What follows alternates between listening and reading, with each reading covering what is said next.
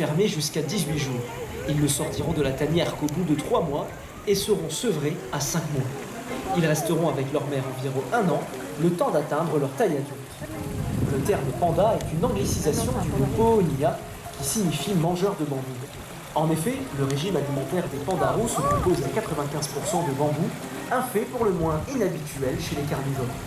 Les 5% restants de son régime alimentaire sont des fruits, des baies, des racines, des écorces, des champignons, du lichen, ni le système digestif adapté. De ce fait, il n'extrait qu'un quart des nutriments dont il a besoin à partir du bambou. Il a donc adapté son comportement pour pallier à ses besoins énergétiques.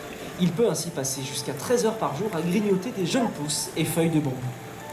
La taille exacte de la population actuelle de pandarous dans la nature est inconnue, mais on estime qu'il reste moins de 10 en annexe 1 de la Convention de Washington. Hormis à cause de son prédateur naturel, la panthère nébuleuse, cette diminution de la population est principalement due à la destruction de son habitat, au braconnage ou encore à la consanguinité. Plusieurs pays ont établi des zones protégées, comme la Chine, mais les mesures de protection restent encore à développer. Des associations comme le Red Panda Network travaillent sur place avec les autorités locales pour essayer de sauvegarder l'espèce.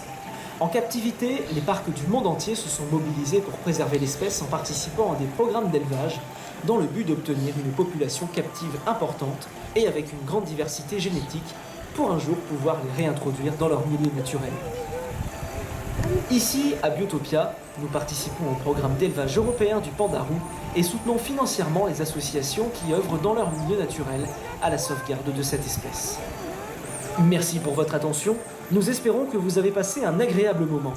Bonne visite à Biotopia. Biotopia.